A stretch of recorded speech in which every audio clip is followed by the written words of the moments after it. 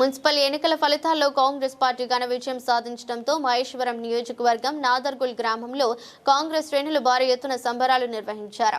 ఈ సందర్భంగా నాదర్గుల్ ప్రధాన కూడలిలో కాంగ్రెస్ నాయకులు బాణసంచా కాల్చి జై కాంగ్రెస్ అంటూ నినాదాలతో హోరెత్తించారు.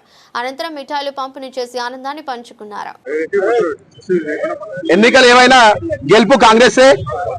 మొన్న జరిగిపోయిన సర్పంచ్ ఎలక్షన్స్ కానీ, ఈరోజు జరిగిపోయిన మున్సిపల్ ఎలక్షన్స్ కానీ, కార్పొరేషన్ ఎలక్షన్స్ కానీ, రేపు జరగబోయే జిహెచ్ఎంసీ ఎలక్షన్ కానీ ఏదైనా గెలుపు కాంగ్రెస్ పార్టీది. ఎందుకంటే కాంగ్రెస్ పార్టీ అధికారంలో ఉంది. అలాగే కాంగ్రెస్ పార్టీ సన్నబియ్యం కానీ, అలాగే ఇందిరా మిల్లు కానీ, అలాగే చాలా సంక్షేమ పథకాలు ఇస్తుంది. అవన్నీ పార్టీకి చాలా ప్లస్ అయింది. రానున్న ఎలక్షన్ లో కూడా కాంగ్రెస్ పార్టీ ఖచ్చితంగా విజయకేతం గెలుస్తుంది. ఏ ఎలక్షన్స్ అయినా కాంగ్రెస్ పార్టీ ఖచ్చితంగా గెలుస్తుంది. ఎందుకంటే అలా ప్రతి పేదోళ్ళకి అండగా మన కాంగ్రెస్ పార్టీ ఉంది.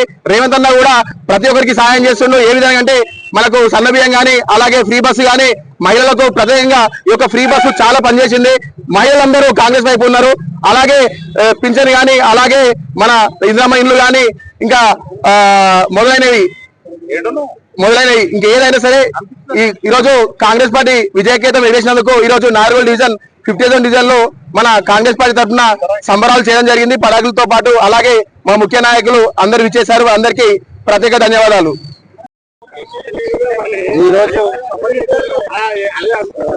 ఈరోజు తెలంగాణ రాష్ట్రంలో 119 మున్సిపల్ కార్పొరేషన్ లో 7 మున్సిపాలిటీ కార్పొరేషన్లు, 119 మున్సిపల్ తెలంగాణ ప్రజలు ఈరోజు ఈ విజయం ప్రజల కోసం, ప్రజల అభివృద్ధి కోసం ఈ విజయం ప్రజలు కూడా గమనించారు. అధికారంలో కాంగ్రెస్ పార్టీ ఉంది, ముఖ్యమంత్రి రేవంత్ రెడ్డి గారు ఉన్నారు, అభివృద్ధి చేస్తారు. 2047 రీజనల్ ఫ్యూచర్ సిటీ ఎట్లనో ఫ్యూచర్ ఆలోచన ముఖ్యమంత్రి రేవంత్ ప్రజలకే అంకితం. రేపు రాబోయే ఏ ఎలక్షన్లు అయినా కానీ విజయం కాంగ్రెస్ పార్టీదే అని పూర్తిగా నమ్మకం ప్రజలకు ఈరోజు ప్రజలే ఇచ్చారు. బీఆర్ఎస్ కానీ, బీజేపీ కానీ ఒకటైనా ఈరోజు ప్రజలు తీర్పిచ్చారు. కాంగ్రెస్ పార్టీకి స్వచ్ఛందంగా వాళ్ళు తీర్పిచ్చారు. ప్రజలందరి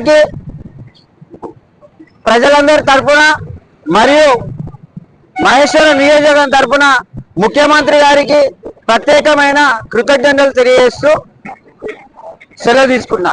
జై కాంగ్రెస్.